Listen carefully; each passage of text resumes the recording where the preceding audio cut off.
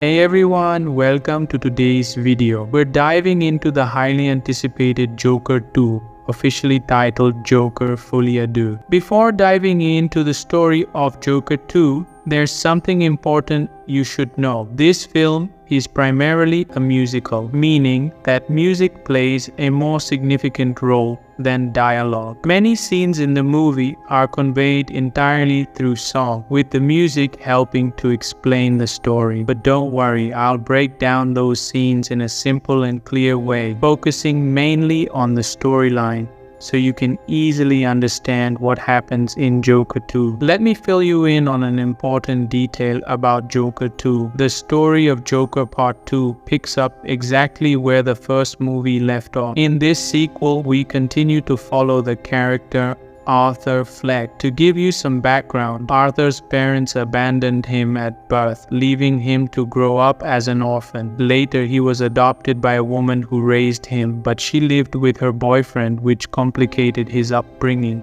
As Arthur grew older, his adoptive mother's boyfriend became abusive, frequently beating him. This had a devastating impact on Arthur's mental state, causing him to experience trauma at a very young age. Despite witnessing this abuse, Arthur's mother did nothing to intervene or protect him. Instead of stopping the abuse, Arthur's mother tried to comfort him. She would tell him a story, saying that he was a great comedian and that he made everyone around him happy. However, because of everything he was going through, Arthur started to feel different from other kids. The trauma he experienced set him apart, causing him to become quieter and more withdrawn compared to his peers. Due to his mental trauma, Arthur began to believe his mother's words from a young age. He convinced himself that he was a great comedian who could make others laugh. As he grew older, Arthur's sole aspiration was to become a comedian. In pursuit of that dream, he often worked as a clown. However, when Arthur faced the real world, he quickly learned that many people took advantage of his innocence. He realized that the world could be a cruel place, and the society that pretended to be civilized had a dark, ugly side.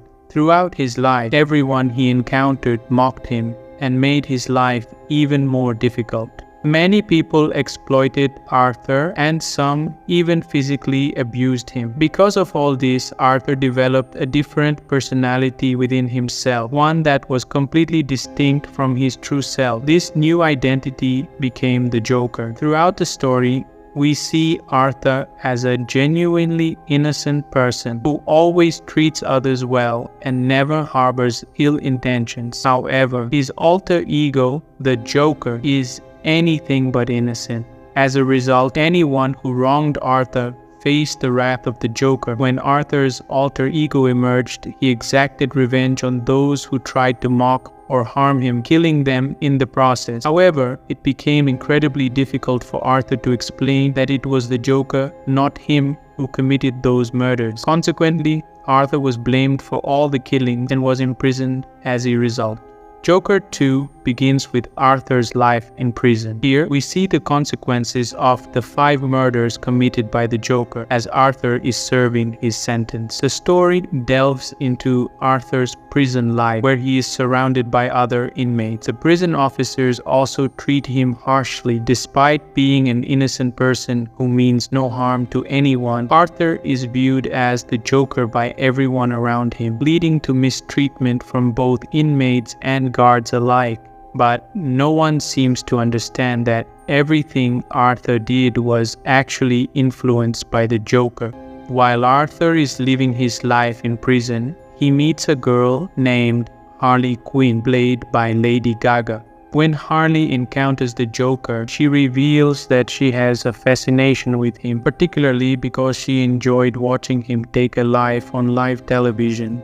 Harley tells Arthur, the Joker, that she has watched the scene of his infamous act a total of 20 times. Arthur then asks Harley what she's doing in prison and how she ended up there. She explains that since she was a child, her mother has called her a psycho. However, she believes she's not a psycho at all. She's perfectly fine. She shares that she became so fed up with her parents that she set their apartment on fire, killing them in the process, which is why she ended up in prison. As the story unfolds, Harley Quinn and Arthur start developing feelings for each other, spending a lot of time together. One day, the prison organizes a movie screening for all the inmates. During this event, Harley sets the building on fire, causing chaos and panic among the prisoners. Seizing the moment, she grabs Arthur's hand and urges him to escape with her. Arthur is thrilled by this, and together they make a daring attempt to break out of prison. As they evade the guards, Harley and Arthur reach the gate but are quickly caught. The police officers separate them and severely beat Arthur to teach him a lesson, making it clear that he shouldn't try to escape again. The next day,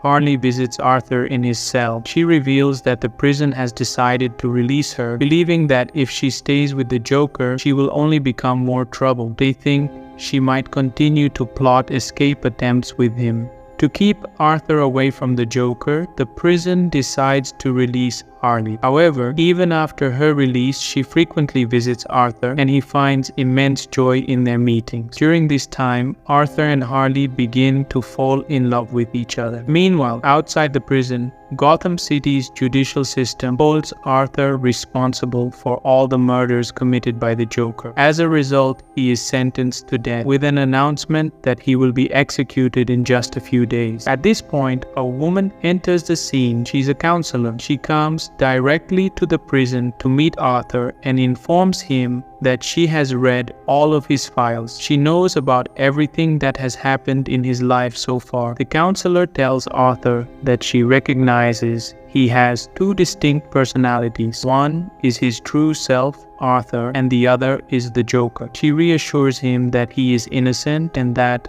the 5 murders committed were not his doing, but rather the actions of the Joker. The counselor then offers her assistance to help Arthur navigate this complex situation. She tells Arthur that she will prove that the murders were not his doing but were committed by the Joker, emphasizing that Arthur is completely innocent. Because of this, she argues that he should not be placed in jail but rather in a hospital for treatment to help him recover. To make this happen, she files a petition in Gotham City court requesting that Arthur Fleck not be sentenced to death. Instead, she seeks a trial that will give him the opportunity to prove his innocence. We then see that many people in Gotham City support this initiative. As you might have seen in Joker 1, the murders committed by the Joker led to his immense popularity, with many citizens openly supporting him. Because of this, these same people are now advocating that Arthur should not face the death penalty, but instead have a trial. With the growing public pressure in support of Arthur, the Gotham City court eventually agrees to allow the trial, giving Arthur the opportunity to prove his innocence. Afterward, the counselor takes on Arthur's case and represents him in court. However, during the arguments, Arthur, who is also the Joker, starts acting erratically. He suddenly shouts in court that he wants to fire his attorney, insisting that he should represent himself. Since this is allowed in court, the judge agrees to Arthur's request and allows him to dismiss his lawyer, giving him the chance to defend himself. Embracing his identity as the Joker, Arthur begins to act wildly in the courtroom. In his arguments, Arthur spouts nonsense because, quite frankly, he is neither a lawyer nor capable of effectively defending himself. Due to his mental illness, he rambles on about irrelevant things. To make matters worse, he even admits in court that he didn't just kill 5 people. He confesses to having murdered a total of 6. He reveals that the 6th person he killed was his own mother, whom he smothered with a pillow in the hospital. After hearing Arthur Fleck's ramblings, the judge and the jury come to the conclusion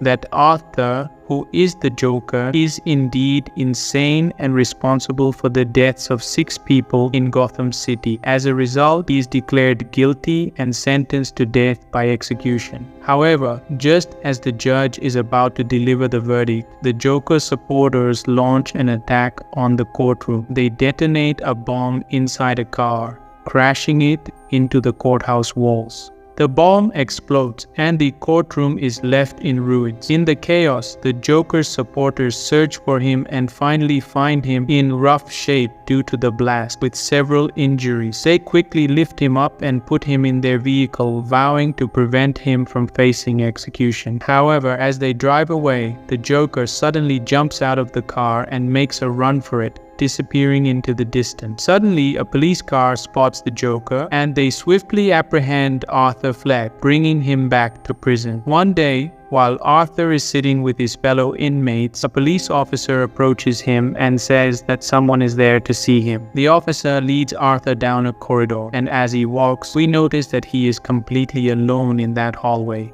Just then, another inmate approaches Arthur and stabs him in the stomach. The brutal attack ultimately kills him, leading us to suspect that perhaps the police were involved in orchestrating this. As Arthur, the Joker, takes his final breath, the movie comes to a close. So, that wraps up the story of Joker 2. I'd love to hear your thoughts on the movie, so be sure to leave your comments below.